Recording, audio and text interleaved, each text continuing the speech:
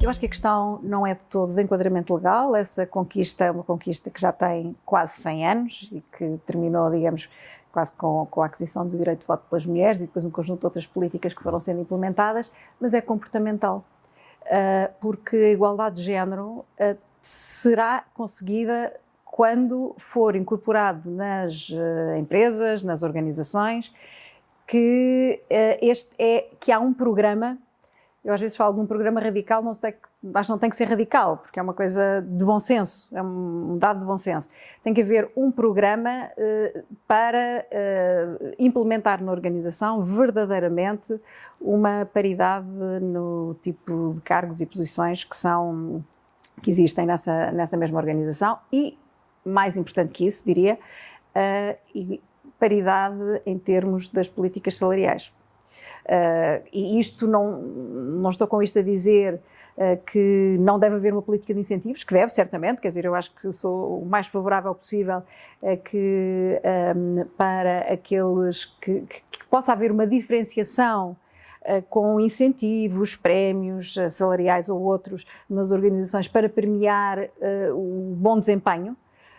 Não é isso que estou a falar, mas quando falamos em termos de salários base, e mesmo no modelo das políticas de incentivo, que se avalie de forma idêntica a performance dos homens e das mulheres.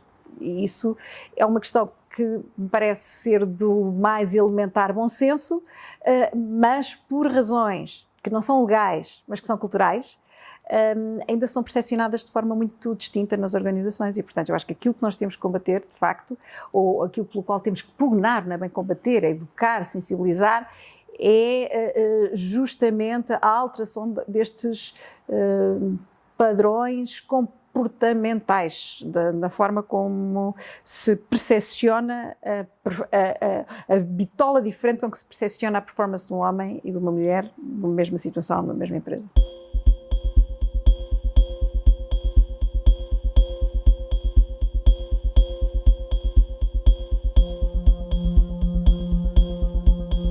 Bem, como eu dizia há bocadinho, tem que ser programático, tem que ser uma coisa deliberada, não é intuitiva. A questão da desigualdade de género tem milhares de anos, é um legado de milhares de anos, não é uma coisa que se vai resolver com políticas das últimas décadas, tem que ser por uma incorporação educativa, tem que ser programático e deliberado, ou seja, pensar verdadeiramente seja na hierarquia da instituição, seja no recrutamento, pensar em modelos que sejam paritários, homens e mulheres, há talento dos dois géneros suficientes e em quantidade e com boas qualificações para preencher os lugares. E essa percepção do equilíbrio, que é positivo para as empresas, também não é positivo um ambiente em que só haja mulheres. Já vimos, quer dizer, a diversidade de culturas e de experiências, neste caso, não é? de experiências sociais, de vida, são particularmente importantes para a vitalidade, para a inovação, para a criatividade dentro das organizações. E, portanto, falar em paridade não é, de repente, virarmos o jogo ao contrário. No ensino superior, por exemplo, sabemos que há uma maior percentagem de mulheres, na maior parte, ainda há o último bastião, que são algumas engenharias, mas na maioria dos cursos de ensino superior temos, de facto, uma maioria de mulheres estudantes. Isso não quer dizer que no futuro os lugares de liderança da sociedade, então, que devemos ter uma espécie de uma vingança alargada no tempo, não é? Portanto, não é isso. Nós necessitamos, de facto, de ter experiências distintas que vêm do legado comportamental de homens e mulheres, que é distinto, tem visões do mundo distintas e que são complementares ou diversas, mas têm que interagir em ambiente laboral. Portanto, é possível o sistema capitalista ser paritário? Eu acredito que é, profundamente, até porque um dos princípios basilares do sistema é a possibilidade de escolha. Ora, neste momento, essa possibilidade de escolha, a liberdade de escolha, não é algo dado como garantido, apesar da lei garantir essa escolha. Nós sabemos que para muitas mulheres que estão no mercado de trabalho, não é uma opção verdadeira poder optar por uma vida profissional plena ou optar por uma carreira, uma vida como mães, que é igualmente justa e digna. Não é uma opção.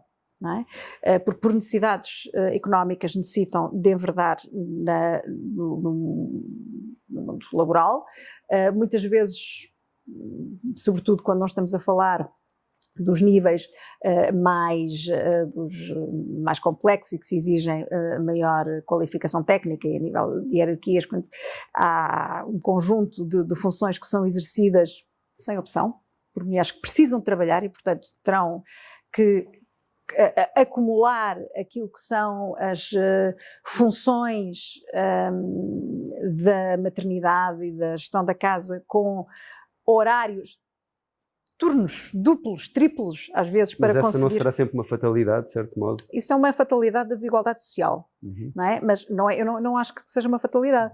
Acho que a nossa função enquanto sociedade é tentar combater essa fatalidade, para que as pessoas possam ter uma vida digna. Portanto, é claro que há bocadinho falámos de interseccionalidade, é claro que as questões económicas se interseccionam com as questões de género e depois com um conjunto de outros fatores para criar estas diferenças, não é?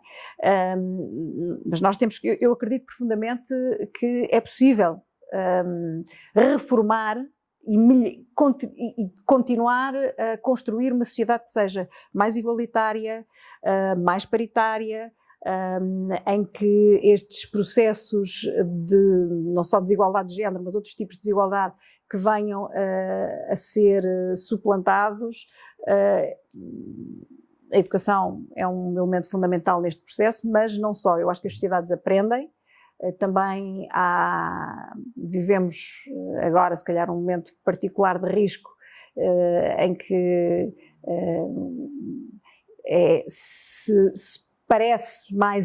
parecem mais evidentes processos de cisão e não processos de aglutinação e de coesão social, não é? Sobretudo em momentos de crise económica isso é particularmente evidente e é um dos grandes riscos que corremos, mas eu acredito que sociedades que evoluíram ou que tiveram as transformações que as sociedades do norte global tiveram e que do sul global também tiveram, que poderemos naturalmente caminhar para sociedades mais inclusivas. Senão estaríamos ainda no tempo do Império Romano, em que os bárbaros eram assassinados, em que as pessoas que eram diferentes eram colocadas, eram escravizadas. Os modelos, nós não vamos reverter para esse tipo de modelos sociais. E, portanto, eu acredito que o futuro poderá ser mais inclusivo. Mas isso vai depender de cada um de nós. A segunda parte da sua pergunta era sobre a questão das mulheres empreendedoras. Pois, mulheres empreendedoras e não só. Nós não podemos reclamar a paridade e depois dizer que estamos indisponíveis para assumir determinados cargos, determinadas posições que são onerosos em termos de outras coisas que as mulheres também podem querer. Falava há bocadinho da família, vida social, e as profissões são exigentes, as carreiras são exigentes. O que é possível fazer, então, neste campo? Em primeiro lugar, acho que é fundamental entender que o desenvolvimento profissional e que a ambição profissional, em primeiro lugar, que não é negativo. Para um homem a ambição é positiva, para uma mulher é um anátema. Uma mulher ambiciosa é uma figura demonizada, não é? E, portanto, isso dentro das organizações tem que ser desmontado. Uma mulher que tem ambição não deve ter que hipotecar o seu lado familiar para poder desenvolver uma carreira de sucesso. As mulheres são muitas vezes colocadas perante a opção de ou família ou carreira. Ou és uma boa mãe, ou és uma boa gestora, ou és uma boa académica, ou és uma boa mãe, amiga, esposa, não é? E isso é profundamente injusto. Aos homens em posições de liderança não perguntam como é que é ser pai e ser CEO de uma empresa. Frequentemente perguntam a uma mulher em posição de liderança como é que é ser mãe e ser líder. Porque é que isto acontece, não é? Portanto, há um conjunto de preconceitos sociais e culturais que, à partida, consideram que uma mulher com sucesso profissional está a pôr em causa um lado profundo e essencial daquilo que é a sua natureza feminina. Está a pôr isso em causa, não é? E muitas vezes a pressão vem dos dois lados, não é? A pressão familiar e a pressão profissional. Como é que isto se resolve? Isto não é uma questão das mulheres, isto é uma questão das mulheres e dos homens. Isto resolve-se a partir do momento em que as famílias se entenderem não como uma questão ou como um cargo maioritariamente a responsabilidade das mães e das mulheres, mas igualmente repartido entre homens pais, mulheres mães, não é? As responsabilidades têm que ser partilhadas em toda a dimensão do que significa a vida familiar. Portanto, o processo de paridade das mulheres não pode ser separado de políticas que permitam também aos homens assumir de forma com mais tempo, com maior responsabilidade, aquilo que são, no fundo, as suas funções familiares. Acho que as duas coisas têm que estar profundamente interligadas. Mas, voltando, as mulheres têm que também ter a coragem de assumir e dizer, arriscar e assumir que querem desempenhar os cargos.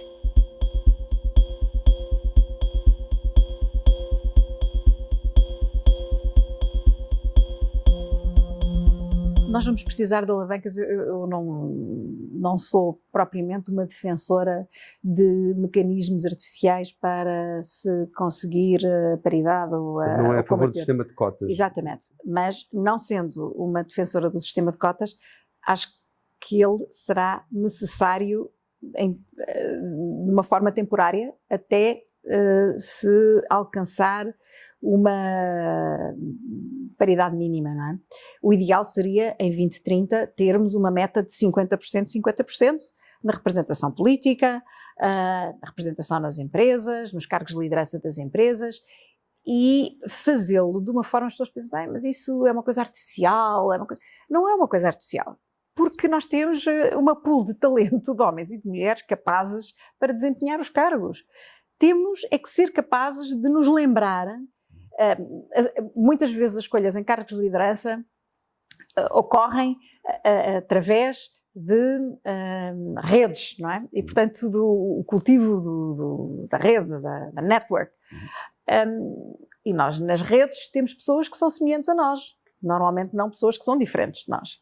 E, portanto, quando precisamos de escolher alguém para trabalhar connosco, é mais fácil escolhermos alguém que partilha da mesma cultura, dos mesmos interesses, pode ter visões diferentes do mundo, mas que em termos digamos, comportamentais e de perfil está mais próximo de nós do que uma pessoa que não faz parte deste círculo, não é?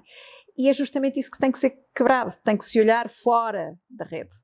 Tem que se ter processos de avaliação do talento e de recrutamento de talento e de escolha mais alargados do que as redes habituais sociais, políticas, económicas em que nos movimentamos.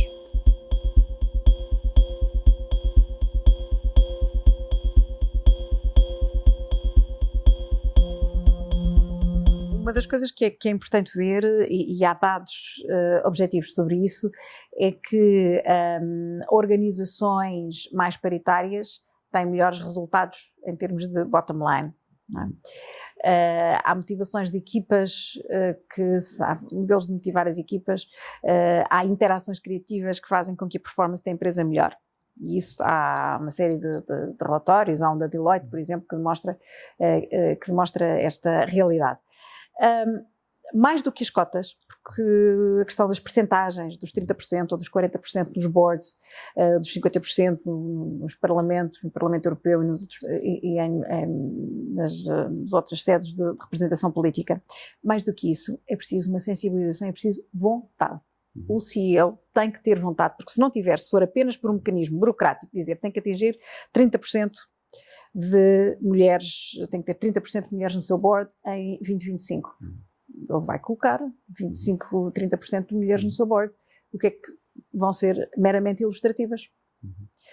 Sem funções executivas, porque se não há uma verdadeira confiança em que as gestoras que foram convidadas podem, se ele não estiver convencido da bondade e da qualidade de quem convidou, a cota não tem significado verdadeiro. Portanto, trata-se de, eu acho que tem que haver uma medida fortíssima, ou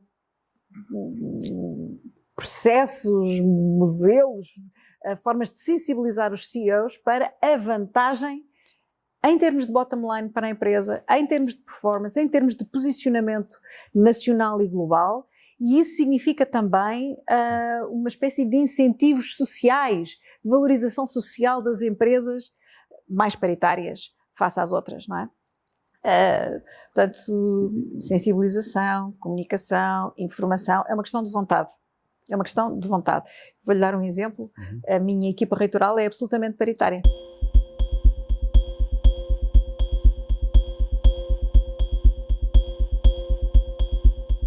Eu gosto de dar o exemplo da Católica. Muito bem.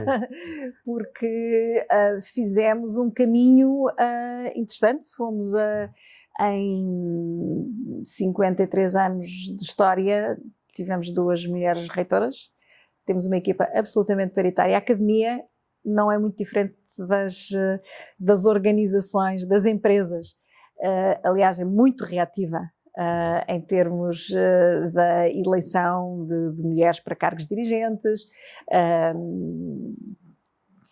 Pensaríamos que era o contrário, mas não é verdade. E, portanto, se olharmos para a percentagem de mulheres reitoras na Europa, são 12%, nos Estados Unidos ainda inferior, se virmos a nível global ainda menos.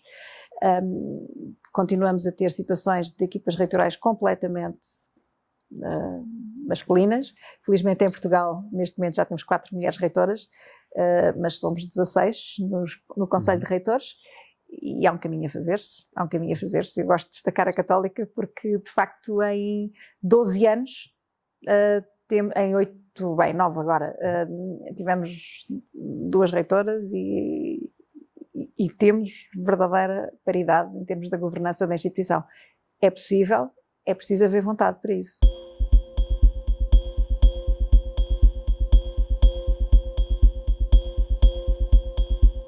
Eu acho que nós só conseguimos desenvolver bem aquilo que é a sensibilização da sociedade em geral para as questões de género quando as matérias da igualdade de género não forem acantonadas numa disciplina específica, mas estiverem em todas, forem transversais, seja em marketing, seja em macroeconomia, em teorias da cultura, em teorias da comunicação, em sociologia, em ciência política, que as questões da igualdade sejam transversais, que não sejam colocadas como um elemento outro, mas como um elemento central daquilo que define os processos económicos, de desenvolvimento social, de saúde, culturais. Mas, por exemplo, há uma maioria de autores masculinos necessariamente, na economia, na filosofia, enfim, nas várias disciplinas. Deveria ser... Tem a ver com a seleção. Exato, deveria ser contrariada um bocadinho essa tendência histórica. Mas isso tem a ver com a seleção. Há uns anos atrás, era uma jovem investigadora, estava a fazer doutoramento, e lembro-me de ter estado numa sessão em que havia uma figura importante da intelectualidade portuguesa que apresentava uma história da literatura. E, enfim, todos os exemplos eram masculinos. E recordo-me de perguntar, a propósito do século XIX, então, mas século XIX em Portugal, não há uma referência, enfim, autores final do século XVIII, século XIX, não havia ninguém. A primeira que surgir, eventualmente a Sofia, já no século XX. Sim, mas não há referências. E a resposta foi muito clara, para mim, absolutamente ilustrativa, e mais um dos tais passos em dizer, não, isto tem verdadeiramente que mudar, porque tem a ver com a seleção e a escolha do cânon, que é, minha senhora, honestamente, não existiu. Ou seja, não existiu. Portanto, nós temos que o dizer, não existem.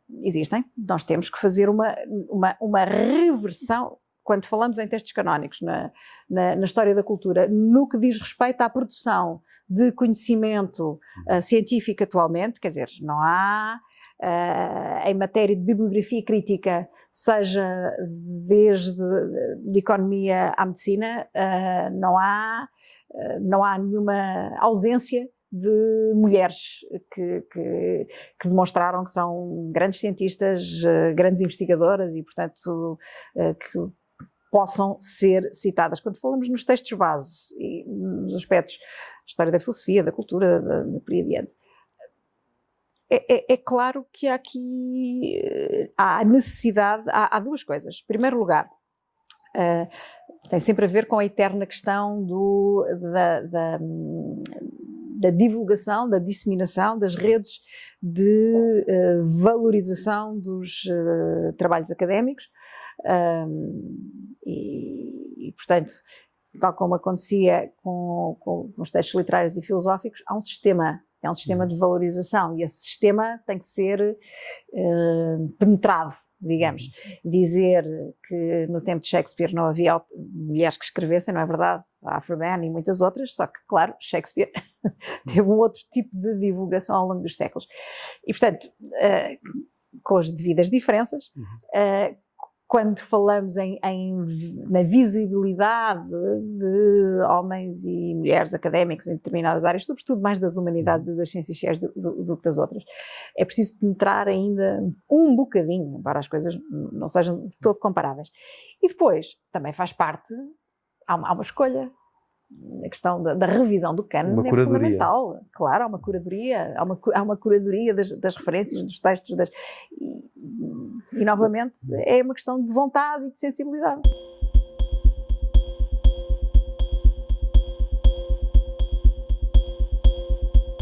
A experiência das mulheres, justamente devido a esta tessitura muito complexa, que as faz ter experiências muito distintas na família e na profissão, juntar as duas coisas, não querer optar e, portanto, ter esta diversidade holística. De sensibilidade, exatamente, muito mais holística, as torna mais preparadas para pensar estas questões de forma integrada, não é?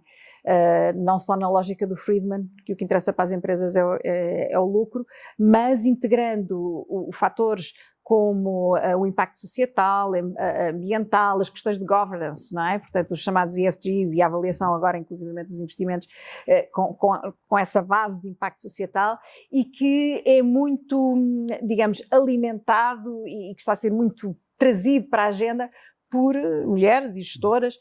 Posso lhe dizer que vou o Fórum Global de Mulheres de Reykjavik, que tem lugar para a semana, não em Reykjavik, mas em modo virtual, não é? A questão essencial é como olhar o futuro da perspectiva daquilo que são os grandes desafios societais e ambientais. E estamos a falar de gestores de topo, presidentes de fundações, políticas, portanto, no fundo são mulheres que são líderes globais e que se juntam uma vez por ano para pensar o futuro justamente nessa lógica. E se olharmos também à forma. Isto não é uma coisa essencialista, é olhar verdadeiramente alguns resultados de políticas implementadas em governos liderados por mulheres que estão a ser um bocadinho outlier face a outras situações. O exemplo da Nova Zelândia agora. A Nova Zelândia é um bom exemplo, a Islândia também é um bom exemplo. Enfim, de certo modo até a Alemanha. De certo modo até a Alemanha.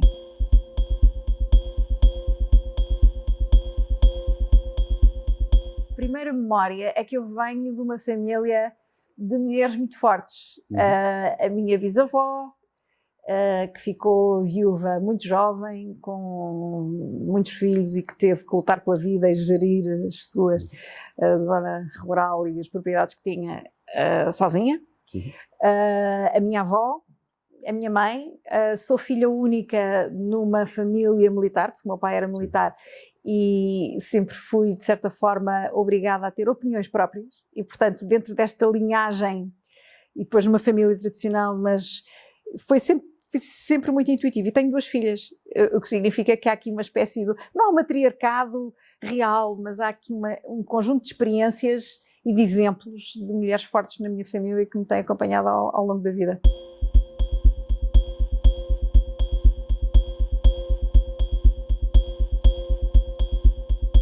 Acho que passa por cada um de nós e eu posso fazer aquilo que na minha humilde condição está ao meu alcance, e que é utilizar aquilo que vou conseguindo em termos de visibilidade e de posição de liderança para ajudar as outras mulheres, talentos, e ajudá-las a também terem visibilidade e inspirá-las a aceitarem o desafio de liderar.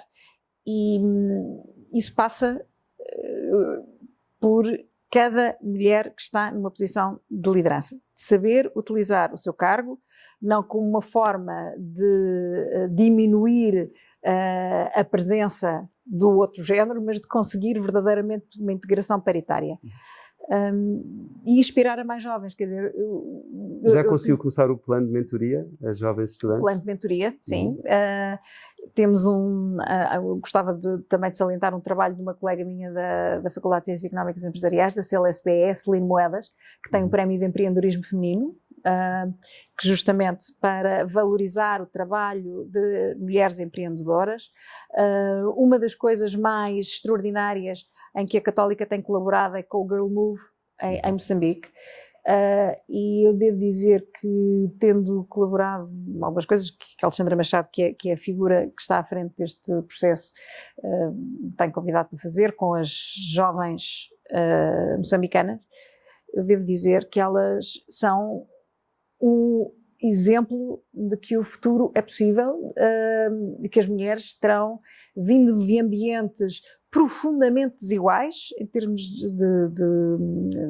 da função e da igualdade de género, têm uma força transformadora e uma capacidade de transformar essa força em realidade,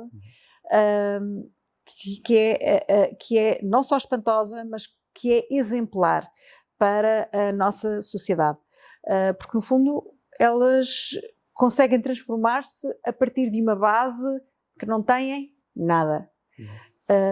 Nós contactamos com as dificuldades que a sociedade portuguesa tem, apesar de tudo, olhando para aquilo que é a realidade do sul global, somos profundamente privilegiados. E é importante utilizar esse privilégio para o bem do que vem a seguir, não só no nosso próprio, mas também do que vem a seguir.